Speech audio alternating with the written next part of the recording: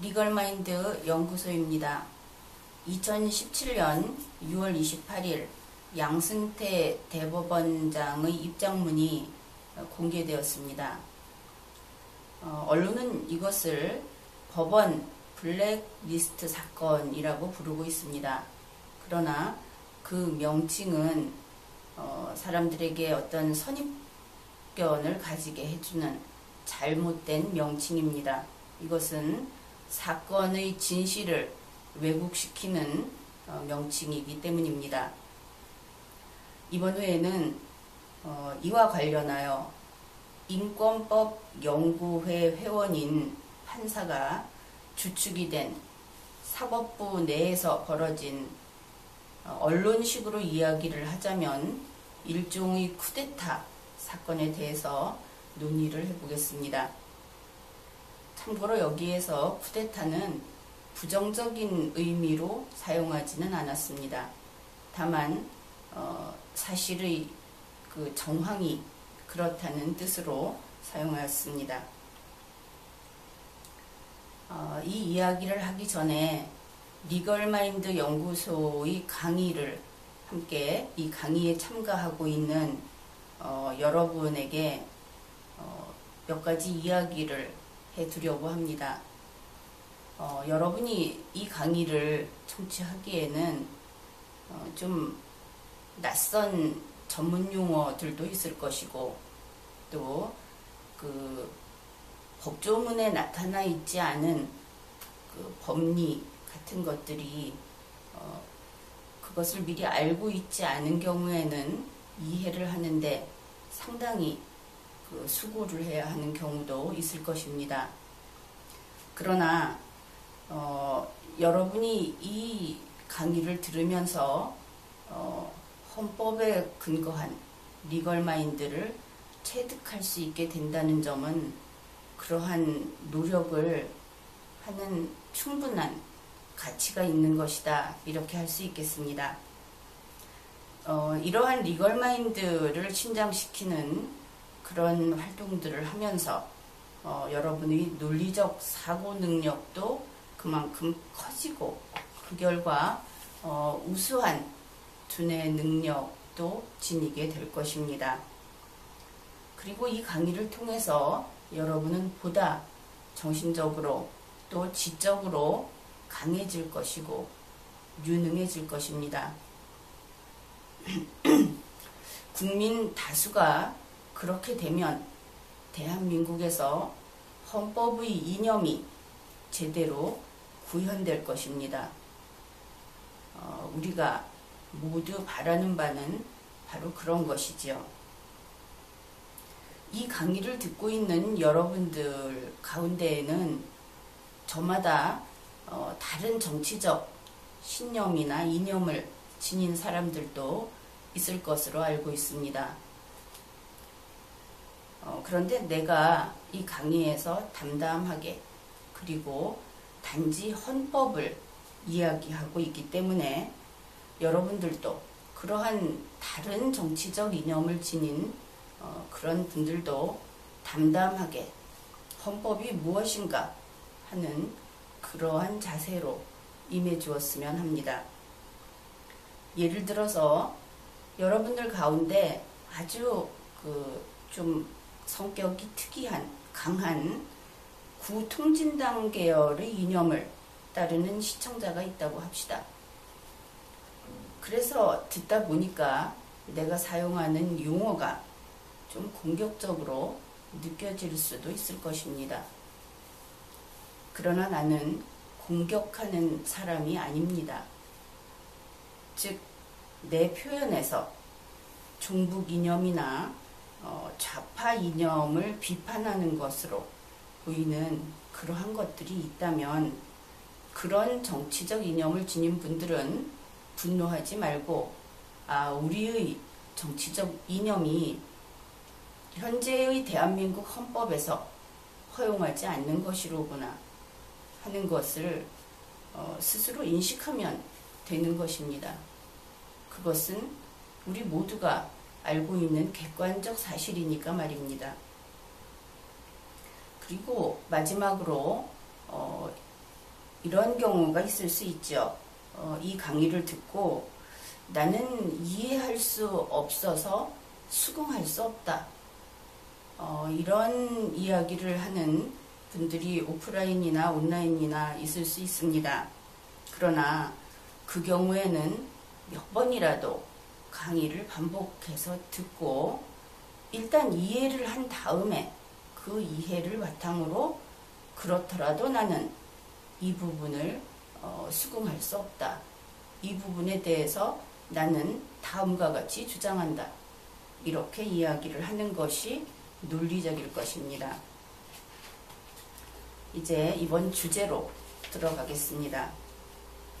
먼저 법원, 그러니까 헌법상으로는 사법정부에 대해서 이야기를 하겠습니다. 사법정부에는 여러분이 흔히 사법부라고 알고 있는 혹은 법원이라고 부르는 이 사법정부에는 대법원장이 있습니다.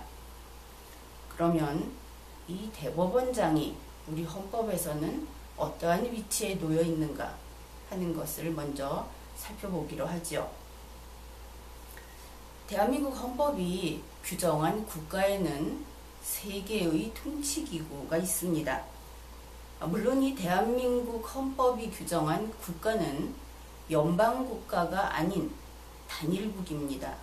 그래서 근래 지방 분권을 이야기한다든지 또 대한민국 집행정부를 중앙정부, 그리고 지방자치단체는 대한민국 정부의 하위에 있는 단지 행정기관일 뿐입니다. 그런데 그것을 지방정부, 이런 식으로 부르는 것은 대한민국에 있는 국가조직을 미국식 호칭을 갖다가 붙여서 쓰고 있는 그러한 예에 속하는 것으로 틀린 것입니다.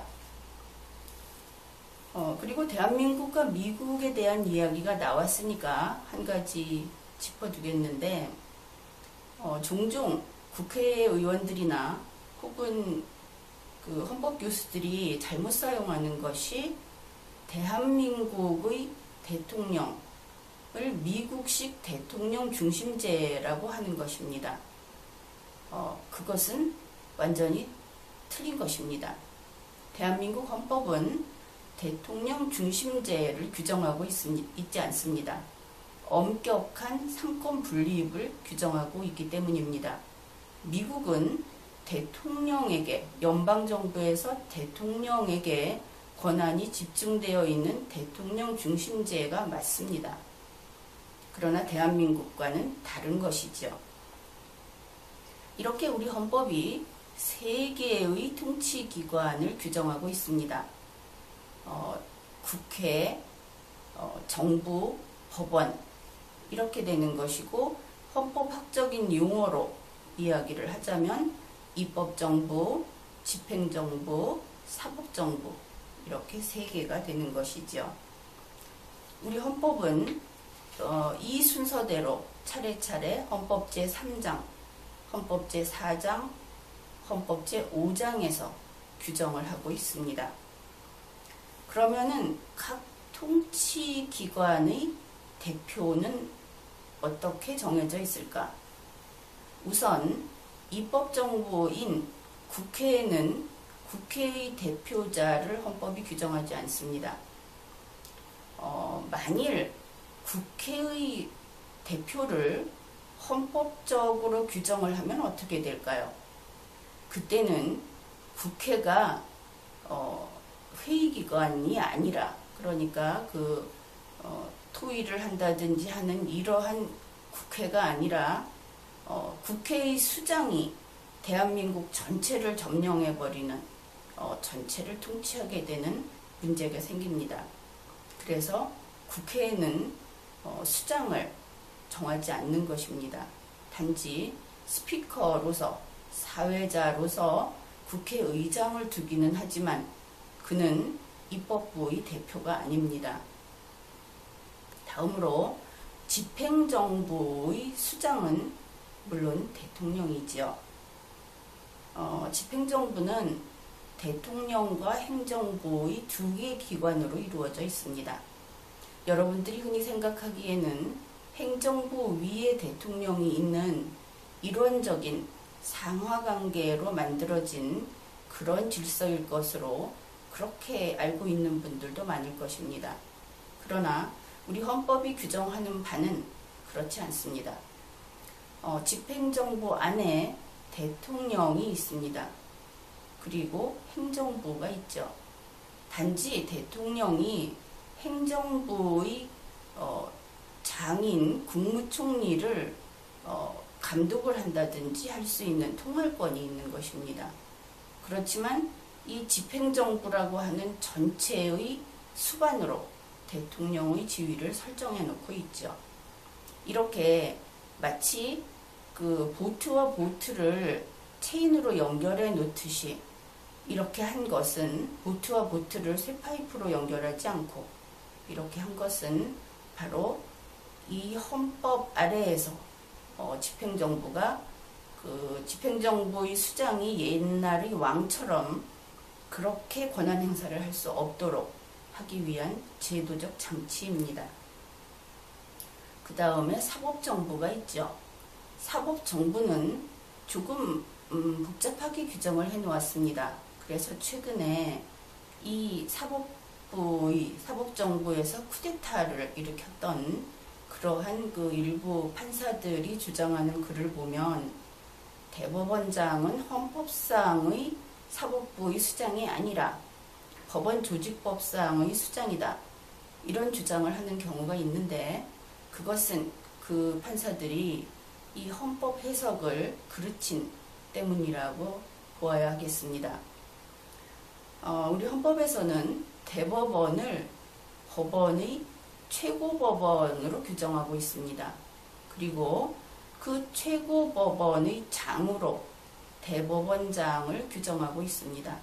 그렇기 때문에 사법정부의 수장은 헌법상 대법원장이 분명합니다. 이렇게 하여 우리 헌법이 규정하는 세 개의 통치기관 가운데 그 수장을 헌법이 규정한 것은 집행정부와 사법정부라는 것을 알 수 있죠. 그러면은 이제 사법정부의 그 구성원인 법관 그리고 그들의 헌법상 지위가 어떻게 되는지 하는 부분을 살펴보기로 하겠습니다. 법원은 최고법원이 있고 우리가 대법원으로 알고 있죠. 그리고 그 아래에 각급 법원이 있습니다. 이것을 모두 합해서 단지 법원이라고 이야기를 하죠. 우리 헌법은 이 법원에 사법에 관한 그 통치 권능을 부여했습니다. 그러니까 결국은 이 법원의 수장인 대법원장은 사법에 관한 통치권을 지니고 있는 기관의 수장인 것이죠. 그리고 이 법원의 구성원이 법관입니다. 밖에서는 판사라는 그 호칭을 사용하기도 하는데 이 부분은 다소 이 사법사, 즉 사법의 역사에 있어서 여러 가지 사연이 있습니다. 그러니까 대한제국 시기 이후로 사용하던 명칭이 어떤 경우에 뒤섞여서 사용되고 있는 것인데 어차피 그 시대의 국가는 우리의 국가가 아니죠. 대한민국은 1948년 건국헌법을 기초로 만들어진 국가이기 때문에 그 이전의 국가와는 아무 관련성이 없습니다. 헌법적으로 명확한 사실이죠. 그래서 법원의 구성원이 법관이다. 그렇다면 그 법관에게 사법에 관한 통치 권능이 있는 것인가? 그것은 그렇지 않다는 것을 여러분들이 잘 알고 있을 겁니다. 그들은 단지 구성원일 뿐이죠. 이 사법에 관한 통치권은 법원에 부여된 것이지 법관에게 부여되어 있지 않습니다. 법관들 자신도 이 부분을 오해해서 어떤 국민들이 헌법 제1조 헌법 제1조에 의해서 내가 주권자다 하고 주장하는 그런 그 오류를 범하는 경우도 있는데 그것은 바로잡아야 할 것입니다. 우리 헌법 제103조는 다음과 같이 규정하고 있습니다. 법관은 헌법과 법률에 의하여 그 양심에 따라 독립하여 심판한다. 여러분들도 많이 들어본 그런 법조문일 것입니다. 그런데 이 하나의 조문에서 사법정보의 법관이 어떠해야 하는가 하는 내용을 너무나 분명하고 확실하게 규정하고 있습니다. 헌법 제103조에 따르면 첫째, 법관은 헌법과 법률에 의하여 라고 하였습니다. 이 부분을 살펴보죠. 헌법과 법률은 법이지요. 이것을 우리 그 법학사에서 살펴본다면 이것을 법치주의 혹은 죄형법정주의라고 하는 곳에서 법에 대한 이야기를 많이 하는 것을 알 수 있습니다. 그런데 이 법치주의나 죄형법정주의에서 가장 중요한 기준은 어떠한 금지 규정이 법으로 만들어져 있는가 하는 것 그 자체보다도 그 법으로 만들어져 있는 것이 명확한 의미를 알 수 있는가, 어떤 명확한 의미가 있는가 하는 것이 핵심이라고 하겠습니다. 그래서 가장 중요한 기준은 명확성의 원칙입니다. 그러니까 이 법을 법률로 규정해 놓는 목표는 무엇이 금지되었고 무엇을 하면 안 되고 그리고 그 금지를 깨면 어떠한 처벌을 받게 되는가 하는 것을 흔들림 없이 분명하게 국민에게 알려주고 그리고 국가기관은 꼭 그 법에서 규정한 그대로 시행을 해야 하는 것입니다. 그것이 움직이게 되면 바로 자의적인 법 집행이 되는 것이고 국민은 법을 보고 지키는 것이 아니라 법을 시행하는 자의 눈치를 보면서 복종해야 하는 그러한 일이 생기는 것입니다. 그래서 법이란 해석을 했을 때 우리가 다 아는 한글로 쓰여져 있는 법을 해석하였을 때 이것이다 하고 해석이 되어야 합니다. 그것만 법인 것입니다. 그런데 똑같은 법조문을 보면서 이럴 때에는 이것이다 라고 해석을 하고 저럴 때에는 저것이다 라고 해석을 한다면 그것은 법도 아니고 그러한 해석을 하는 법관은 법관도 아닌 것입니다. 왜냐하면 이렇게 되면 국민은 법을 지키면 된다고 하는 그러한 약속, 그러한 신뢰가 무너지죠. 왜냐하면 법은 멀쩡하게 있지만 법관이 누군가에 따라서 그 해석이 이것이 되기도 하고 저것이 되기도 하기 때문에 이런 경우에는 단지 심판하는 자, 법관을 보면서 행동할 수밖에 없습니다. 그래서 이 법관이 이런 식으로 해석을 할 때 우리가 흔히 듣기로 잘할 때의 환경이 불우한 경우에는 다르게 해석을 한다. 사정을 봐준다. 또 법관 자기 자신이 어떤 요즘 표현으로 개혁적인 사고를 하는 사람일 때는 법을 위반했어도 그것이 개혁적인 범위에 드는 한은 법을 위반한 것이 아니다. 이렇게 해석을 하는 경우가 근래에 들어서 늘어나고 있습니다. 그런데 그 헌법과 법률은 이 사법정보의 공무원인, 법관인 공무원이 자기 자신의 그 정치적 이념에 따라 다르게 해석을 하면 안 됩니다. 여기에서 자기 자신이라고 하는 것은 자연인인 개인을 말합니다. 그러니까 좋아하고 싫어하는 것이 있고 자기의 신앙과 소신이 있는 그러한 개인을 말하는 것입니다. 법관은 그 모든 것이 없어야 합니다. 법관은 입맛도 없고 좋고 싫어하는 것도 없는 단지 공무원이어야 하기 때문에 이렇게 희로애락을 느끼는 자연인 개인의 그 양심으로, 그 개인의 모습으로 법관의 자리에 앉으면 안 되는 것이지요. 그리고 사실 현재까지 헌법과 법률은 법 전문가인 경우에, 능력 있는 법 전문가인 경우에 항상 일의적인 해석을 하게 됩니다. 법을 특별히 잘못 만든 경우가 아니라고 한다면 이것은 통일되어 있습니다. 그것을 법관이 자신의 소신에 따라 일의적이 아닌 것으로 해석을 한다면 그때는 온전히 법관 자신의 책임이 되는 것이죠. 이것이 헌법 제103조의 앞부분에 나오는 헌법과 법률에 의하여 라고 했을 때 헌법과 법률의 의미입니다. 두 번째로 헌법 제103조는 그 양심에 따라 라고 하는 부분이 있습니다.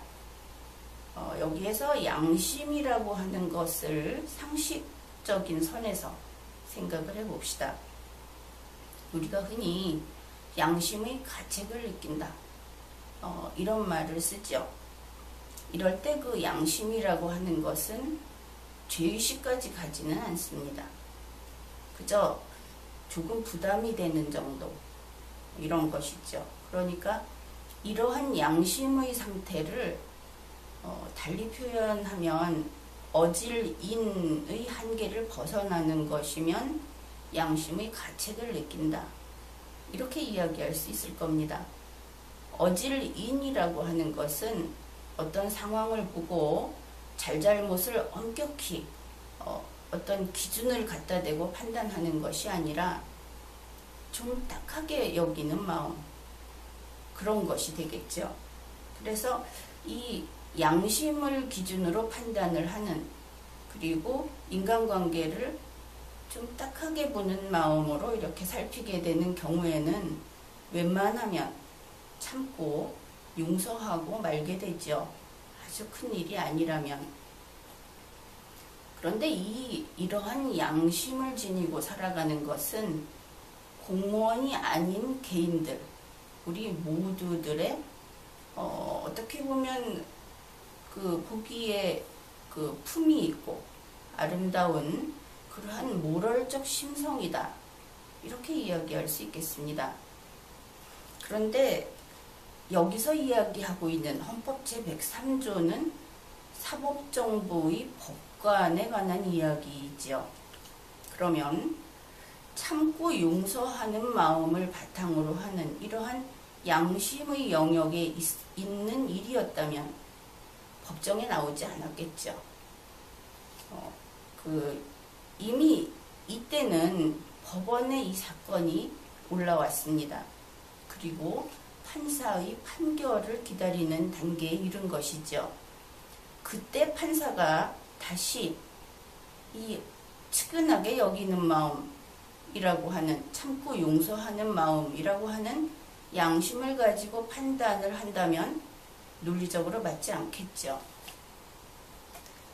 그래서 이 법관의 판결은 방금 이야기한 그러한 개인의 양심을 가지고 하는 것이 아니구나 하는 것을 분명히 알 수 있을 겁니다.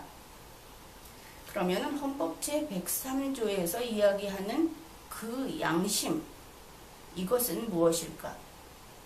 그것은 헌법과 법률에 기초한 양심 또는 헌법과 법률에 기초한 리걸 마인드라고 하겠습니다. 이때 헌법과 법률은 그 목표가 우리 대한민국 5천만 전체 국민의 공존입니다.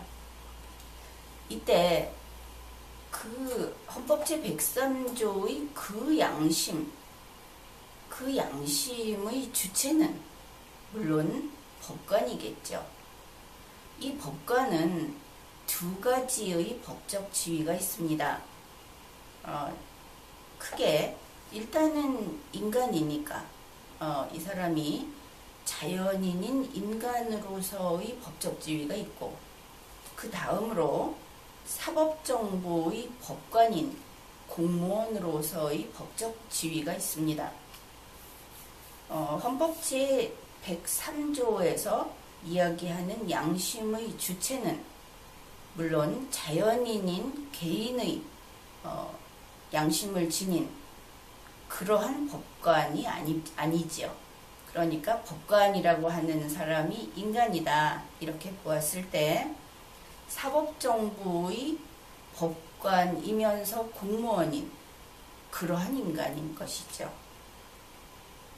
그래서 이때의 법관은 헌법의 목적인 5천만 전체 국민의 공존을 지키는 공무 수행자입니다. 공적 임무를 수행하는 그러한 역할을 하는 공무원인 것이죠. 따라서 이 법관의 양심은 공무를 수행하는 자의 양심이 되겠죠. 이렇게 하나하나 짚어나가면 그 의미를 명확하게 밝혀낼 수 있게 됩니다. 이 공무 수행을 하는 자의 양심하고 그 법관인 만일 김이라는 성을 지닌 법관이 김이라는 성을 지닌 그 개인일 때 하고 법관일 때 하고 어떻게 달라지는지 하는 내용을 한번 예를 들어서 이야기를 해보겠습니다. 김 법관이 그 반전론자, 요즘 그런 이야기 많이 하죠. 신념에 따라서 병역을 거부하는 자가 있습니다. 이것을 양심적 병역 거부자라는 말을 붙이는데 나는 그 이름이 적절하다고 생각하지 않습니다. 만일 그대로라고 한다면 병역을 거부하지 않는 대다수의 우리나라 그 남성들은 양심이 없는 사람이 되어버릴 수 있겠죠. 이렇게 어떤 특정한 주장을 하는 사람들을 너무 미화하는 것은 비논리적이고 또 객관성을 잃는 그러한 태도라고 할 수 있습니다. 그래서 이러한 신념에 따라서 병역을 거부하는 자를 이해하고 지지하는 성향을 지닌 그런 입장인 사람이 법관으로서 복무하고 있다고 생각해 봅시다. 그러면 이 사람은 법관으로서 양심적 병역 거부자, 신념에 따라 병역을 거부하는 자를 법을 위반하지 않는 것이다. 이렇게 이야기하면 어떻게 되겠습니까? 그것은 그 사람이 자연인일 때는 그런 의견을 가질 수 있지만 법관일 때는 현행법에 따라서 판단을 해야 하는 것이지 그와 같은 사견을 가지고 판단할 수 없겠죠. 그렇게 하면 안 되는 것이죠. 그렇기 때문에 법관이라는 직위를 가지고 있는 공무원은 그러한 자신의 어떤 신조나 신념을 가지고 공무 수행을 하면 안 됩니다. 내심의 자유는 물론 허용이 됩니다. 그렇게 하게 되면 자신의 신념에 따라 실정법을 뒤집어서 해석을 하면서 그러한 자신이 지지하는 그 주장을 하는 사람에게 무죄를 선고한다면 그것은 위법한 재판이 되는 것이죠. 그래서 이런 경우에는 현재 그 파면 제도를 좀 보완할 필요가 있습니다. 이런 식으로 재판을 하는 법관, 그런 판사, 그런 사람들에 대해서 당연히 10년의 그 직무를 보장해주는 이 부분은 개선의 필요성이 있는 것이죠. 그리고 이러한 자신의 신조나 어떤 이념에 따라서 재판을 헌법과 법률을 벗어나서, 그러니까 이 법률의 일의적 해석이라고 하는 그 한계를 벗어나서 법을 해석하고 재판을 하는 이런 종류의 범법자들, 이러한 사람들이 저지르는 큰 잘못 중에 하나가 국민을 차별하는 죄를 지은 것이라는 점, 이 부분을 특별히 지적해 두고 싶습니다. 이러한 법관은 단지 자신의 정치적 소신에 따라 행동을 했다, 이러한 일종의 개혁 성향의 판사다, 이렇게 이야기할 수 있는 그런 문제가 아니라, 헌법이 국민을 법 앞에서 차별하지 말라고 하는 헌법의 기본 이념을 위반한 중범죄라는 것을 분명히 알아야 하겠습니다. 이 법관이나 기타 다른 공무원들이 공과 사를 구별하지 못하는 문제는 우리나라의 중대한 그리고 심각한 문제입니다. 예를 들어서 자연인인 개인이 자신의 정치적인 이념, 종교적인 신념, 그리고 기호 있죠. 좋아하거나 싫어한다든지 하는 그런 기호, 또 모럴적 양심도 여기에 들어갑니다. 개인의 모럴적 양심은 좋은 것이라고 생각하겠지만 그것이 공무 수행에 개입이 되면 바로 국민을 차별하는 결과가 발생하기 때문입니다. 그래서 이러한 것들, 자연인으로서는 충분히 누리고 보호받을 수 있는 이러한 모든 것들이 사법정보의 법관이 공무를 수행할 때에는 전혀 이런 것을 가지고 가서는 안 되는 금지사항이다 하는 것을 분명히 알아야 하겠습니다. 물론 이것은 법정에 가져가면 안 됩니다. 그런데 법정이 아니더라도 그의 이름에 법관, 판사, 사법정보의 공무원이라는 이름이 붙어 있는 그 이름을 걸고 일을 하는 곳에는 어디든 가져가서는 안 됩니다.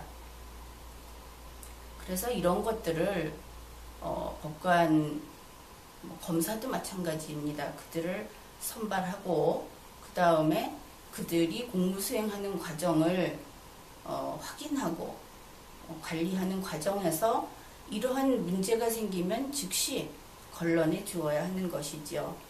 그러나 그 제도적인 거름장치가 한계가 있기 때문에 무엇보다도 전체 국민이 그러한 리걸 마인드를 높이는 것이 필요하다고 하겠습니다.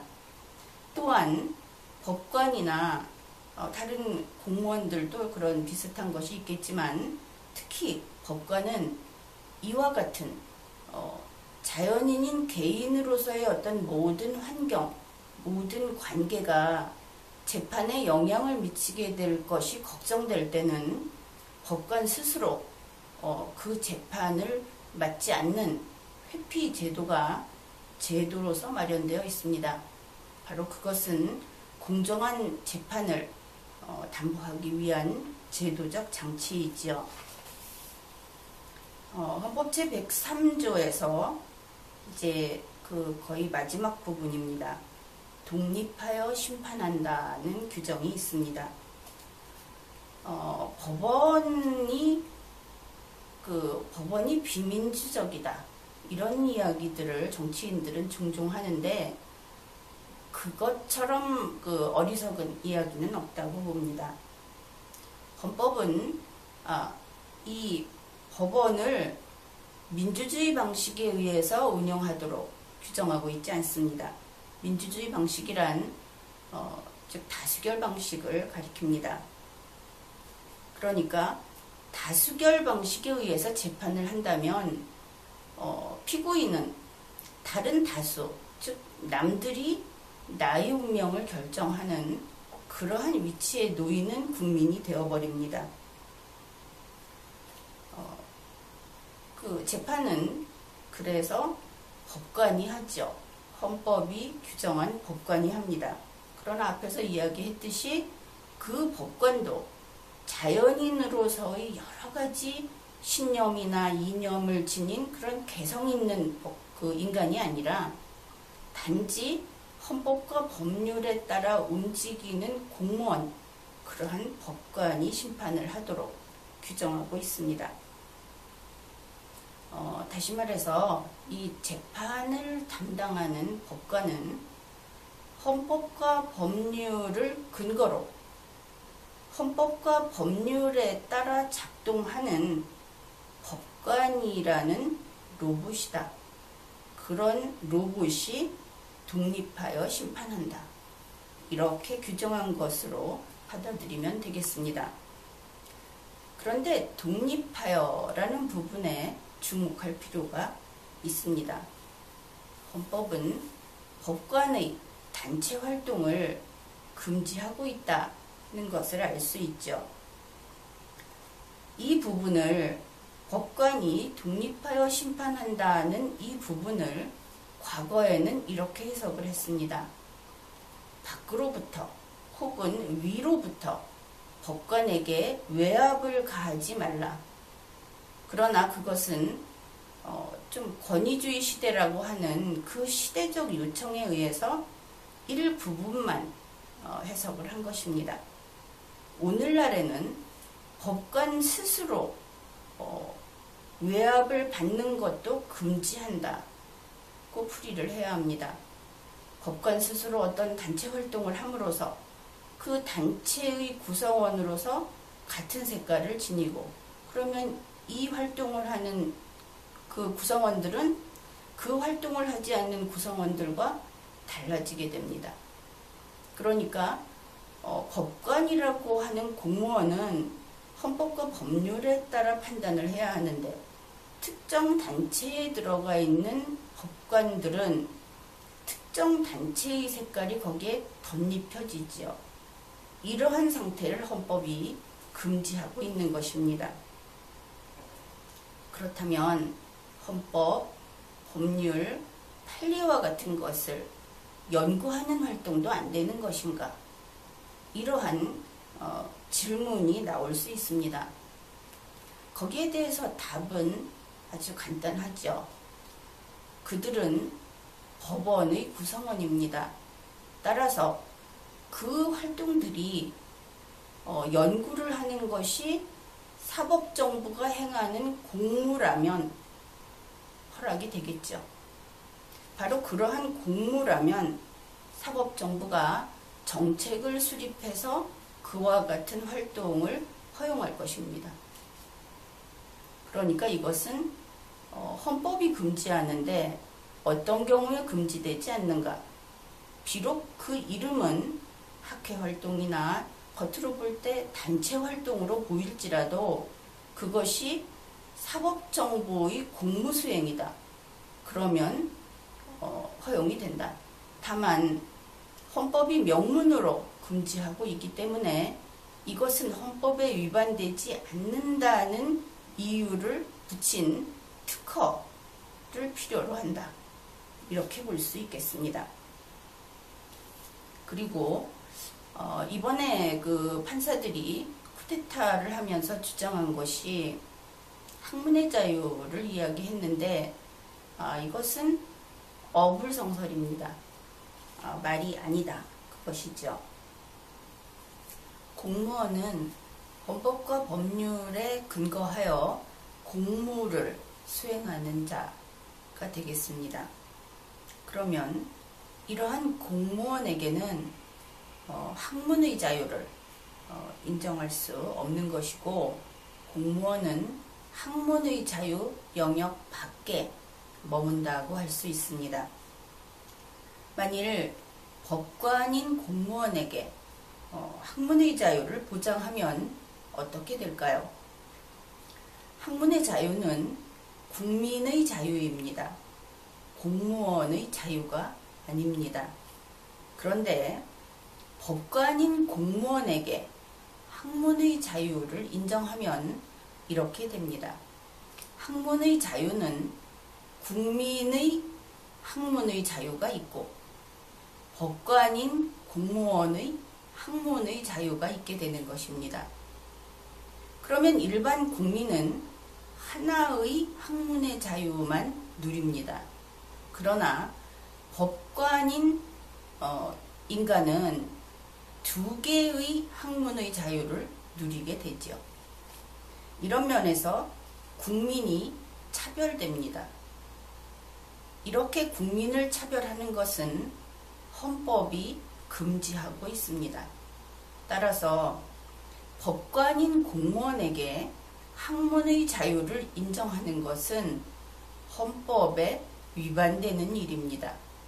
이렇게 하면 그냥 뉴스를 보거나 했을 때 어째서 공무원들의 연구회, 학문의 자유를 법원이 규제하느냐, 국민의 권리인, 국민의 자유인 학문의 자유를 판사들이 침해받았다, 이렇게 주장했던 것들이 완전히 틀리고 터무니없는 주장이었다는 것을 명확하게 알 수 있을 것입니다.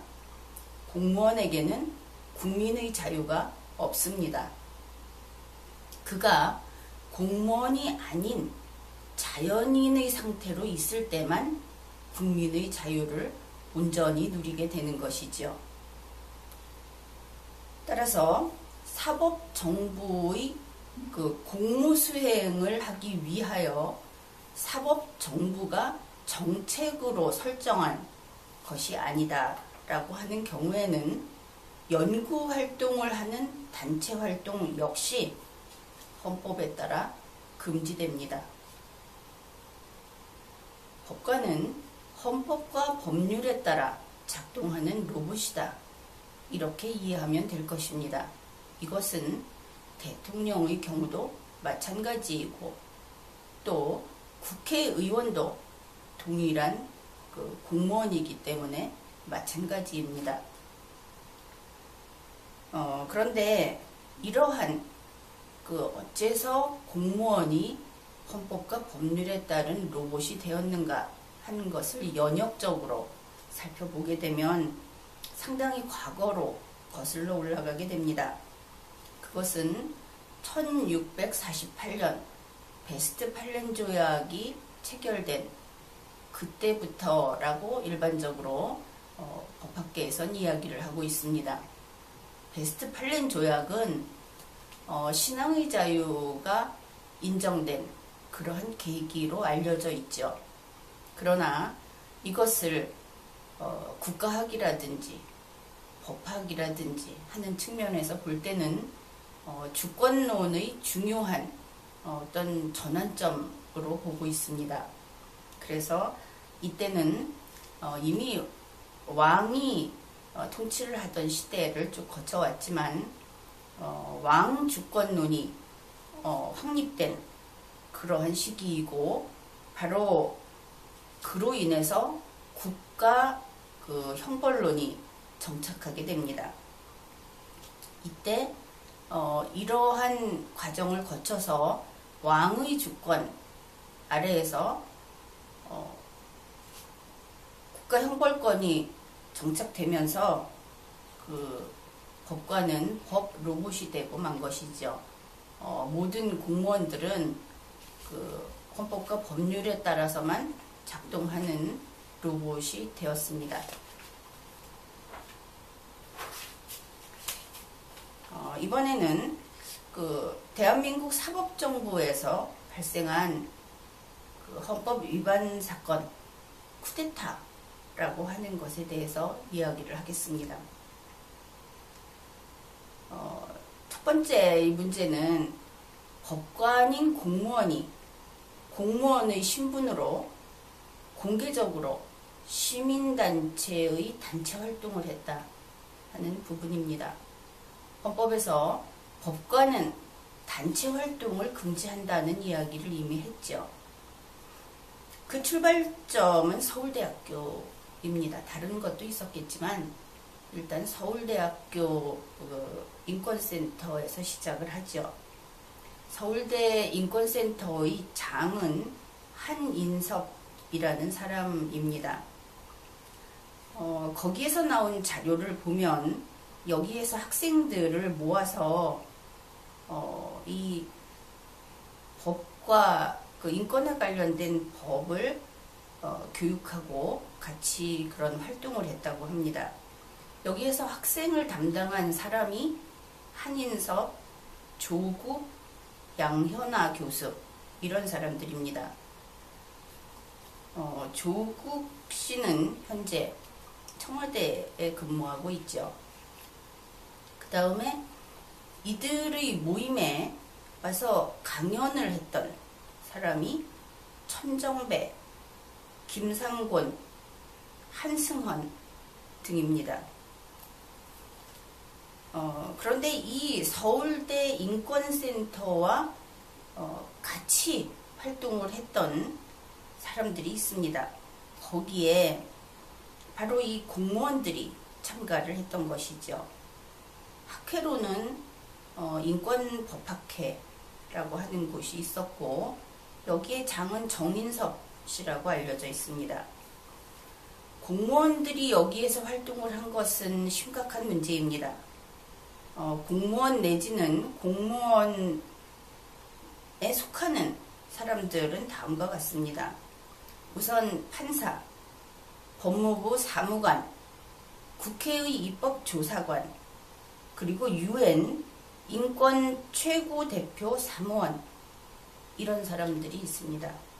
그리고 요즘 종종 언론에 그 이름이 나오는 참여연대, 또 참여연대와 아주 밀접하게 연결되어서 공조해왔던 형사정책연구원, 그리고 그곳 출신자들, 그리고 교수 가운데 노동과 인권에 관련된 사람들, 이들이 서울대 인권센터와 함께 활동을 했는데 바로 여기에 참가했던 판사, 이 판사들이 참가한 단체가 법원의 국제인권법연구회라는 것입니다. 이곳의 자료를 보면 2015년에 회장이 이규진 씨로 되어 있습니다. 그러니까 사법정보의 법관인 공무원이 소위 그 시민사회라고 하는 시민사회의 단체 활동을 한 것입니다. 이때 시민사회라고 하는 것은 그 평이한 표현으로 개혁적인 시민단체라고 이야기를 하겠지만 엄밀히 이야기를 하면 현행 헌법과 법률과 그에 따른 대한민국의 제도를 부정하고 변혁하려고 하는 내용을 다루고 있는 것이 그들이 발표한 결과물을 통해서 확인되는 그러한 그 단체라고 할 수 있습니다.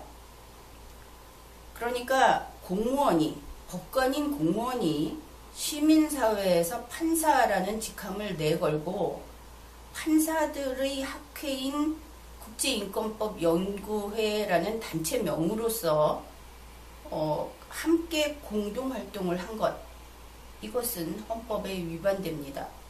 그리고 현행법 하에서는 이들 활동을 한 판사들은 탄핵 대상입니다.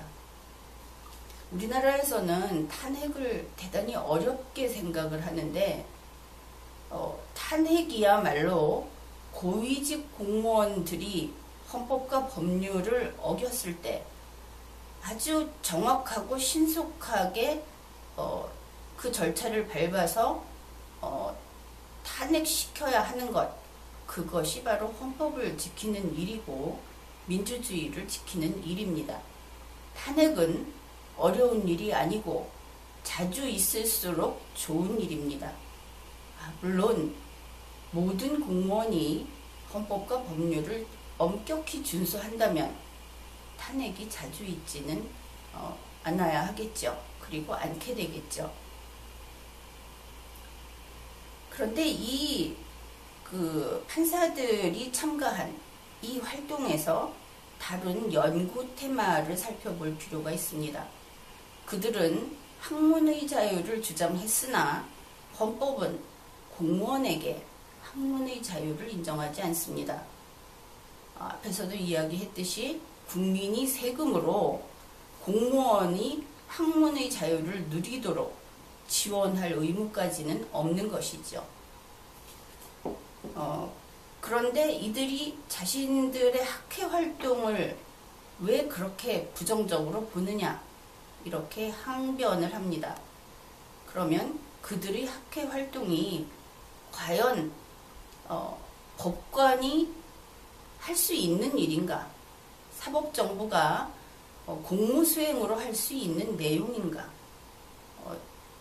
그 예를 들어 몇 가지만 살펴보죠. 이들의 연구 테마에는 소위 과거사 사건이라는 것이 있습니다. 여러분이 알고 있다시피 우리의 근현대사에서는 국민의 의견이 아직 일치되지 못한 그러한 그 주제들이 몇 가지 있습니다. 밖에 나와서 팽팽하게 대립을 하는 것만 해도 벌써 몇 가지가 있습니다. 이때 문재인 대통령도 물론 그 중에 하나인 5.18이라는 그런 어떤 역사적 사건을 헌법 전문에 넣겠다고 이야기를 하였지만 그것은 온당치 못한 발언입니다. 왜냐하면 국민의 의견이 나뉘어 있을 때 자기 자신이 서로 대통령에 취임을 한 자라 하더라도 나뉘어 있는 국민의 의사를 어느 한편에 서서 지지하면서 그것을 법제화하겠다.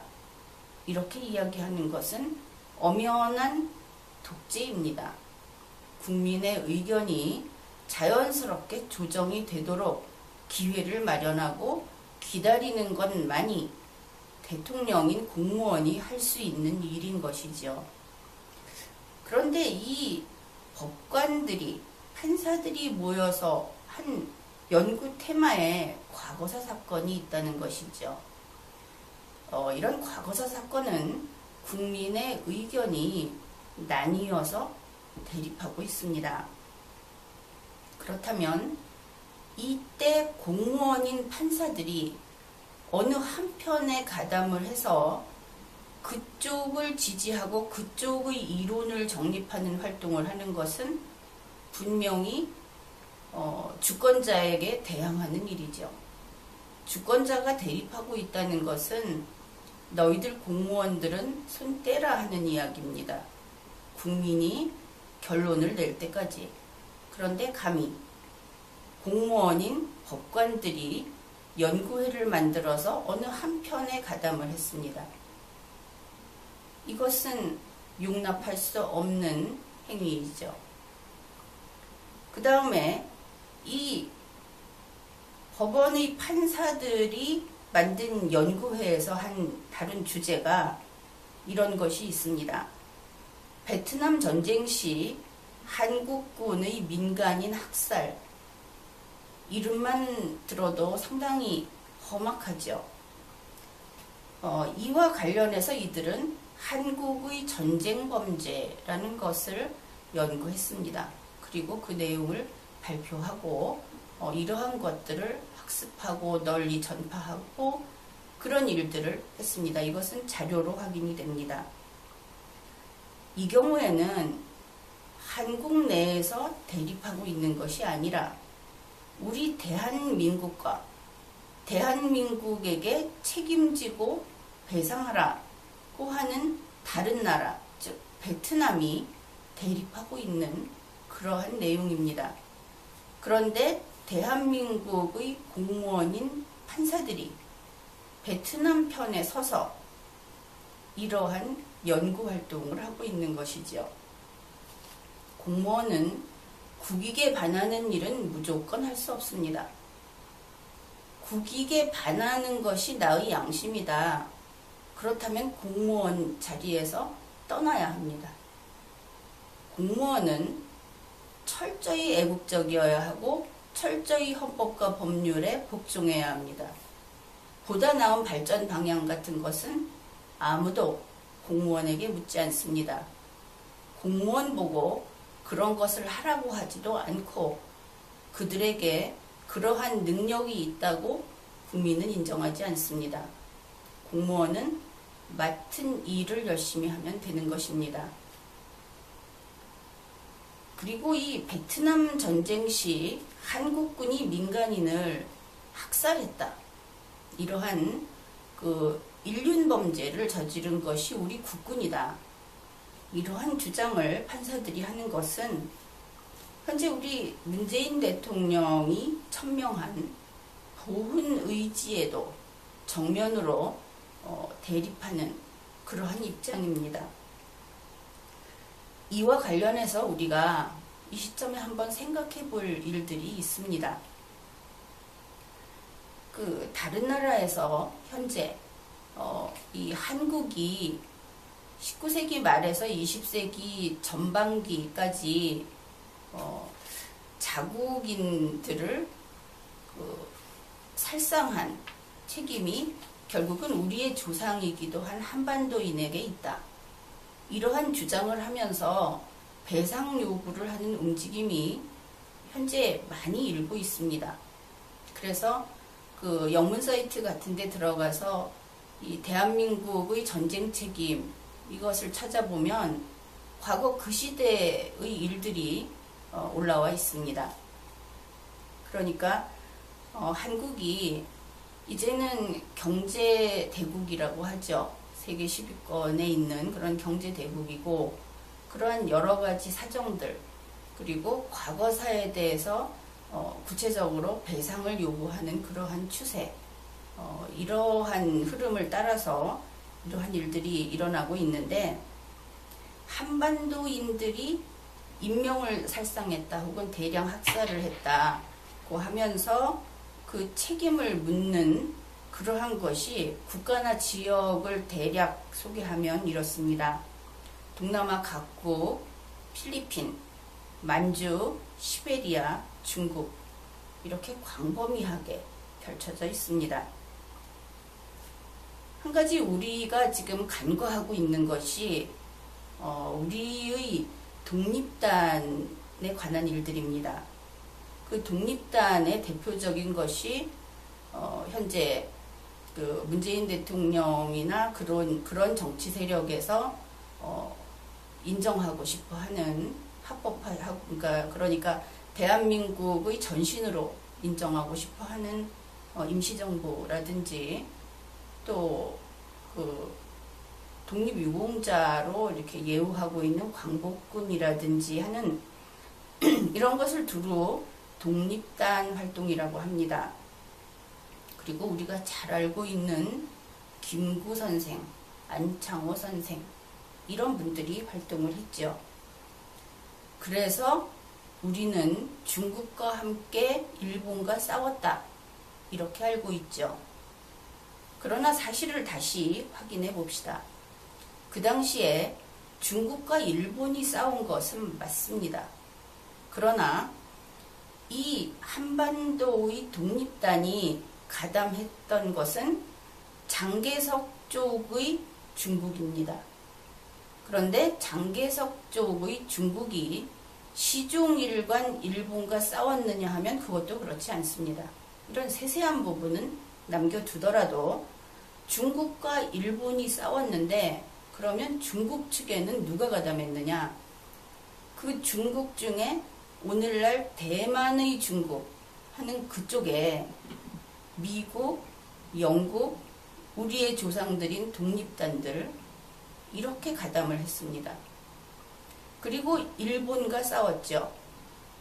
그러나 일본과 같은 편이 아니면서도 오늘날 중국 대륙에 있는 국가인 중화인민공화국의 전신, 즉 시진핑의 중국이 우리의 독립단과 싸웠던 적입니다. 이 사실을 분명히 알고 있어야 할 것입니다.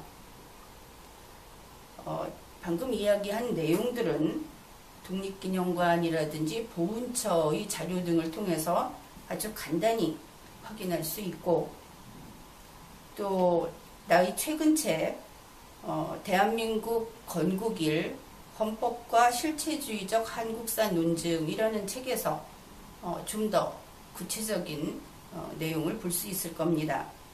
그래서 머지않아 우리 한국도 현재의 일본과 마찬가지로 국제적인 배상 요구에 시달리게 될 것이다 하는 것은 충분히 예측할 수 있는 사실입니다. 나의 최근 책에서는 이것이 19세기 말에서 20세기 전반부에 이르는 한반도에 대한 그 국가를 연구한 그러한 결과물입니다. 그런데 이 책을 보면 좀 더 자세히 알겠지만 우리의 조상인 한반도인들은 일본 제국의 피해자만은 아니었습니다. 이제는 우리도 세계 10위권의 경제대국답게 역사적인 사실을 인정하고 세계인에 대해서 우리가 책임져야 할 부분은 책임져야 한다는 인식과 그러한 연구가 진행되어야 한다고 보고 있습니다. 이 부분에 있어서 나의 책을 보게 되면 지금까지 민족문제연구소라든지 하는 곳에서 상당히 열심히 연구를 해왔던 것들이 어쩌면 송두리째 버려야 하는 것이 아닐까 하는 그 대단한 그 전환의 시기라는 것을 좀 깨닫게 될지도 모르겠습니다. 왜냐하면 그들이 한반도의 근대사를 처음부터 거꾸로 설정을 해놓고 지금까지 그 수고를 해왔기 때문에 그런 것인데, 어찌되었든 우리는 이 부분을 새로 이제는 제대로 연구를 해야 되겠다는 이야기를 해둡니다. 그래서 어떻든 이 법관들이 만든 연구회, 그들의 연구 테마를 보면 이러한 것이 부지기수이고 결국은 국가사법정보의 법관인 공무원들이 공무라고 주장할 수도 없고 그들의 신분에 적합한 그러한 연구 테마도 될 수 없다 하는 것을 확인할 수 있었습니다. 그러면 첫 번째 이러한 연구회라는 것을 만든 것이 문제다 그랬는데, 이번에는 그 다음으로 이 법관인 공무원들 가운데 시민사회의 단체 활동을 하는 그러한 자들을 주축으로 법원 내에서 새로운 단체를 조직했습니다. 그러니까 그 국가인권법연구회는 법원 내에 있는 학회, 연구회이죠. 그러나 그들은 활동을 법원 밖에 있는 시민사회와 공동으로 활동을 했습니다. 이 인권법연구회 하면은 떠오르는 이름들이 있을 겁니다. 우리법연구회, 인권운동 사랑방, 이런 것들이 쉽게 떠오를 것입니다. 국제인권법연구회, 이곳에서 헌법에 위반된다고 이야기를 했죠. 그러나 헌법 위반 문제를 논외로 하더라도 여러 가지 사법정보의 입장에서 그대로 방치할 수 없는 문제가 있는 곳이죠. 그러다 보니 법원 행정처가 규제에 나섰습니다.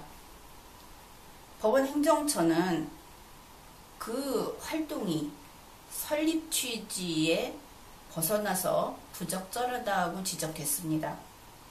이 연구회는 국제인권 연구를 하겠다고 설립 취지를 밝혔는데 실제 활동은 그와 무관한 활동을 했기 때문이죠. 다음으로 법원의 윤리감사관실에서는 이들이 법관윤리를 위반했는지도 검토하였습니다. 그리고 국제인권법연구회의 활동을 축소하려고 하였죠. 이상과 같은 규제작용이 시작이 되자 이것을 소위 법원의 블랙리스트 사건이다 하면서 특정 언론에 이것을 보도하게 이르는 상황이 되었습니다. 그와 동시에 2017년 3월 7일 참여연대는 다음과 같은 논평을 냈습니다. 대법원, 법원행정처가 법관의 학술회의를 압박했다. 이것은 사법행정권의 남용이다. 그러니 법원행정처를 폐지하라. 대법원장은 이에 대해서 해명하고 사과하라. 참여연대가 참으로 심하게 설치고 있죠. 그 일이 있고 나서 4월 18일 대법원에서는 진상조사위원회를 가동했습니다. 그리고 가동을 했고 4월 18일에 조사보고서가 나왔습니다. 그리고 방금 이야기한 바와 같은 규제 작용이 있었음을 확인하였죠. 이 규제 작용은 정당합니다. 나는 그렇게 평가합니다. 그러나 이러한 진상조사위원회의 그 조사보고서가 나오자 이제는 그 인권법연구회를 주축으로 한 판사들이 나서기 시작했습니다. 그것이 지난 6월 19일 전국 법관 대표회의라는 것입니다. 여기에 모인 판사가 100명이라고 합니다. 그런데 국제인권법연구회 소속 판사가 40명가량 된다고 하고 이들이 고양시에 있는 사법연수원에 모여서 의논을 한 결과 이 전국 법관 대표회의를 상설화하기로 결정했다고 합니다. 이것이 과연 법관의 대표성이 있는지 하는 것은 변론으로 하고 법관은 단체를 구성하면 안 됩니다. 현재 대법원에서 이런 사실을 어느 정도나 명확히 인식하고 있는지 모르겠습니다. 해도 된다고 생각을 하는지. 그러나 헌법상 금지됩니다. 이들 그 법관 대표회의라는 곳에서는 앞으로 이렇게 하겠다고 밝혔습니다. 자신들의 그 회의를 상설화, 법원 내에 있는 조직으로서 유지하겠다. 그리고 그곳에서 제도개선위원회를 구성하겠다. 그런 다음에 사법정보의 제도를 바꾸겠다. 그런데 무엇을 바꾸느냐 하면 영장제도를 바꾸고 사건 분담을 자신들이 의논해서 나누어 갖겠다. 그리고 승진을 포함한 인사제도를 이 위원회에서 다루겠다. 결국은 그 기업에서 근로자가 자신의 월급과 자신의 승진을 스스로 결정하겠다 하는 이야기하고 매우 닮았죠. 이러한 그 대표회의가 개최되고 그 결과가 나온 이후에 6월 27일에는 대법원 공직자윤리위원회에서 이 사건에 대한 심의 결과를 발표합니다. 이곳의 위원장이 전효숙 그 이화여대 로스쿨 교수였던 그 사람입니다. 그런데 이 그 심의 결과에서 앞에서 이야기한 법원 행정처의 규제 그것이 사법행정권 남용이다. 이렇게 판단을 했습니다. 이 부분도 잘못된 것이죠. 그렇지만 그 세간에서 이야기하는 블랙리스트에 대해서는 인정하지 않았습니다. 사건이 이렇게 흘러왔는데 이 사건의 본질이 무엇인가? 법원 행정처에 있는 특정 대법관이 그야말로 사법행정권을 남용한 문제인가? 그러나 그 본질은 다른 데 있습니다. 이제 이 부분을 우리 국민들과 그리고 법원에서, 사법정부에서 분명하게 알아야 할 것입니다. 이번 이 사건의 목표는 사법부 분할입니다. 한마디로 이야기해서 사법부를 반동강을 내고 그리고 사법부를 움직이는, 그러니까 모터라고 해야 되겠죠. 자동차라고 한다면 엔진 부위를 떼어내서 밖에서 갖겠다. 시민사회가 갖겠다. 이런 이야기로 이해하면 조금 너무 간단하게 이야기를 했는지 모르지만 그 본질에 아주 가까이 간 설명이라고 하겠습니다. 그래서 이들은 2단계로 구상을 하고 있습니다. 우선 사법정부에서, 흔히 하는 말로 대법원에서 법원 행정처를 분리한다. 그런 다음에 그 법원 행정처를 누가 가질 것인가를 두고 지금 밖에서는 치열한 싸움이 벌어지고 있습니다. 그러면은 이 법관 대표회의에 참가한 100명은 자신들이 지금 일으킨 쿠데타가 사법부 자체를 반동강을 내고 사법부의 지도부를 남에게 내주는 그 일이라는 것을 알고 있을까? 왜냐하면 사법부의 판사들은 재판을 하지요. 그러나 그 기관 자체를 움직이는 것은 법원 행정처입니다. 그러니까 그 알맹이를 가져가겠다. 이런 것이죠. 아마도 인권법연구회 회원이 아닌 판사 60명은 본질을 알 수 없는 위치에 있었을 것이다. 이렇게 생각할 수 있습니다. 그러니까 이번 자신들이 일으킨 쿠데타가 법원 내에서 판사들과 법원 행정처 간의 다툼이라고 알고 있었을 수 있다는 것이죠. 그러나 연구회 소속인 40명의 판사는 이번 사건의 본질을 알 수 있는 위치에 있었다고 할 수 있습니다. 알았는지 몰랐는지는 역시 변론으로 하겠습니다. 어떤 것을 알 수 있었느냐? 이번 쿠데타는 법원 내에서 판사와 법원 행정처 간의 싸움이 결코 아니다.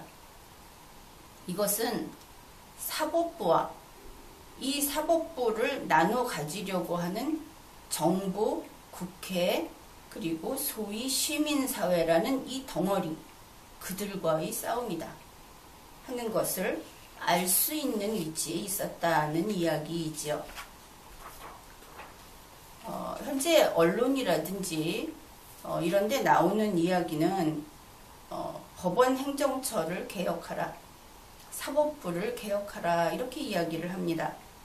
여기에서 그 개혁의 의미는 상당히 그 간격이 넓습니다. 그래서 대법원 공직자윤리위원회 같은 경우는 일단 민주적으로 개선하자, 법원 행정처를. 표면상은 이런데 내부적으로 해체까지 동의하는지는 아직은 확인되지 않고 있습니다. 그렇지만 전국 법관 대표회의의 경우에는 일부 해체 내지는 완전 해체라는 의견이 나오고 있습니다. 그런데 2017년 6월 27일 한겨레 보도를 보면 이런 내용이 있습니다. 지방법원의 한 부장판사는 지금의 행정처를 그대로 살리자는 취지여서 별 의미 없는 내용이다 이렇게 말했다고 합니다. 그러니까 법관 대표회의를 대법원장이 인정을 하더라도 가령 추측을 해서 그렇더라도 법원 행정처를 그대로 둔다면 의미가 없다. 이런 뜻이죠. 결국 이것을 보면 전국 법관 대표회의 내지는 이 연구회 쪽에서는 법원 행정처 해체를 목표로 하고 있다 하는 것을 알 수 있습니다. 그리고 다음 날인 6월 28일 양승태 대법원장이 그 입장문을 발표했습니다. 중요한 골자 두 가지는 이렇죠. 전국 법관 대표회의의 논의 결과를 적극 수용하겠다. 다시 말해서 이 법관 대표회의를 상설화하겠다. 다음으로 블랙리스트는 재조사하지 않겠다. 이 두 가지입니다. 그런데 양승태 대법원장이 이 법관 대표회의에서 이어서 제도개선위원회를 만들어가지고 영장제도나 사건분담, 인사제도까지 그들이 관여하겠다고 하는 내용을 포함해서 적극 수용하겠다고 했는지 이것이 의문이죠. 어찌되었든 대법원장의 발표문을 보았을 때 이 사건의 엄중함에 대한 인식이 나타나 있지 않고 사법정보를 수호하고 헌법을 수호하겠다는 의지가 박약하다고 평가할 수밖에 없습니다. 대법원장이 발표한 대로 이 판사들의 법관 대표회의를 상설화하고 그들의 주장을 받아들이게 된다면 사법정보 안에는 정치 이념적인 판사가 증가할 것입니다. 그들의 주장이 많이 반영될 것입니다. 그러면 재판의 공정성이라든지 하는 것은 떨어지고 헌법의 파괴는 늘어날 것입니다. 그렇다면 이러한 상황을 좌시할 수는 없죠. 대법원장이 헌법을 수호하지 않겠다면 향후 진행될 개헌 논의에서 우리 국민들은 헌법재판소가 재판소원을 다룰 수 있도록 추진할 수밖에 없습니다. 그것도 모든 재판을 재판소원의 대상으로, 그리고 그 절차도 일반 국민이 쉽게 접근하여 쉽게 이용할 수 있도록 마련을 해야 할 것입니다. 왜냐하면 법원의 재판에 대해서 신뢰가 극히 떨어지기 때문에 이러한 장치가 필수적인 것이죠. 여기에 대해서 6월 29일에 정의당이 브리핑을 했습니다. 대법원 공직자윤리위원회의 심의 결과를 비판했습니다. 법원 행정처의 정당한 규제작용을 사법행정권의 남용이다, 이렇게 판단을 했음에도 불구하고 양해 차지 않았던 것이죠. 그래서 그것은 정의당이 원하는 결론이 아니다, 그렇게 이야기하면서 대법원장에게 정의당이 요구하는 답을 직접 하라고 했습니다. 정의당은 군소정당입니다. 그런데 그들이 어째서 이렇게 큰 목소리를 내고 있을까요? 전문가들은 지금 우리의 정치 세력들이 움직이는 것을 이렇게 이야기합니다. 문재인 대통령이 당선되고 대통령이 되었음에도 불구하고 그의 정치력이 이 국정을 장악하지 못하고 있다. 그래서 문재인 대통령에게 선거 빚을 갚아라 하고 외치는 사람들이 공개적으로 모습을 드러내고 있고, 그들은 그 배후에 구통진당 계열이 있는 것이 아닌가, 이렇게 추측한다는 이야기를 합니다. 이러한 이야기들을 토대로 우리가 다시 생각을 해보죠. 지난 5월 중순, 그러니까 대통령 선거 당선인이 결정되고 직후죠. 그때 이미 그 레프트 계열, 좌익 계열이라고 해야 하는데 그들은 극좌의 새 정당 설립을 시작했습니다. 여러분이 잘 알고 있는 원탁회의가 개최되었고 그들이 이미 이 사업을 시작했습니다. 그리고 그들의 목표는 민주당이 아닌 이들, 그 이념적으로 극좌인 세력이 청와대와 정부를 장악하겠다는 목표를 세웠다고 합니다. 적극적으로 활동을 하고 있고 그 다음에 지금 나타나는 현상으로 보아서는 사법부의 법원 행정처를 장악하고자 하는 것이죠. 이와 병행해서 지금 진행되고 있는 헌법 개정을 같이 자신들의 목표에 맞춰서 이끌어 가려고 하는 것입니다. 그래서 만일 그들 뜻대로 된다면 대한민국의 통치기관이 구통진당 세력의 그 정치 이념, 그런 이념을 지닌 집단에게 장악되는 결과가 나올 것이다. 그들 뜻대로 된다면. 그리고 이 경우에는 현재의 민주당이 배제되는 것이죠. 또 결과적으로 그들이 힘을 확실히 잡게 되면 문재인 대통령 역시 배제되겠죠. 당연히 그렇게 될 겁니다. 이러한 생각을 해볼 수 있죠. 그런데 실제로 현재 그 헌법 개정을 논의하고 있는 것이 국회에서이죠. 국회 개헌특위, 여기에는 정태호 경희대 로스쿨 교수가 자문위원으로 들어가 있고 아주 주도적으로 활동을 하고 있습니다. 정태호 씨는 통합진보당 해산, 정당 해산 심판을 하던 그 헌법재판소에 통진당 해산 반대 측의 진술을 한 사람입니다. 그는 이렇게 주장을 합니다. 법원 행정처를 폐지하고 그 대신에 사법평의회를 신설해야 한다. 그리고 사법평의회는 헌법에 규정하는 헌법기관이어야 한다. 그런데 참 흥미로운 것이 이 사법평의회의 구성입니다. 여기에는 법관이 아닌 사람, 법관의 자격이 없는 사람도 들어갈 수 있게 하고 지금 법원 행정처를 없애고 그 대신에 만드는 대법원을 움직이는 그런 기관이 사법평의회인 것입니다. 그런데 국회에서 8명을 보낸다. 거기에 대법원에. 그리고 대통령이 2명을 보내고 그리고 방금 학회인가 연구회에서 만드는 법관 대표회의를 말하겠죠. 법률이 정하는 법관회의에서 6명을 보내겠다. 그렇다면 어떠한 합의가 오고 갔는지 좀 예측을 할 수도 있고 또 합의가 있었다고 의심을 해도 할 말이 없겠죠.